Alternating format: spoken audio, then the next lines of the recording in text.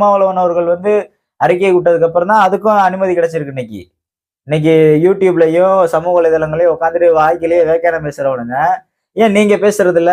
வேங்க வயலுக்குள்ள ஏன் மக்களை விட மாட்டீங்க? ஏன் நீங்க யாரும் கேட்கறது இல்ல? ஏன் பாரதிய ஜனதா கட்சி ஏன் போராட்டம் நடத்தல? எதிர்க்கட்சியா இருக்கக்கூடிய அதிமுக ஏன் போய் போராட்டம் நடத்தல? ஆக நீங்க வந்து சாதி ரீதியா இருக்கீங்க. அதுதான் இங்க உண்மை. வெட்ட வெளிச்சமா தெரிஞ்சு போச்சு உங்களுடைய சாதிய புத்தி. எனவே தமிழ்நாடு காவல்துறையும், சிபிசிஐடியும் உண்மையான குற்றவாளிகளை கண்டறிந்து அவர்களுக்கு தகுந்த தண்டனை வாங்கி தர வேண்டும் என்பதுதான் நம்முடைய கோரிக்கை. அதை விட்டுவிட்டு இந்த பாதிக்கப்பட்ட மக்களையே வந்து குற்றவாளிகளாக சித்தரிப்பது என்பது மிகவும் தவறான போக்கு.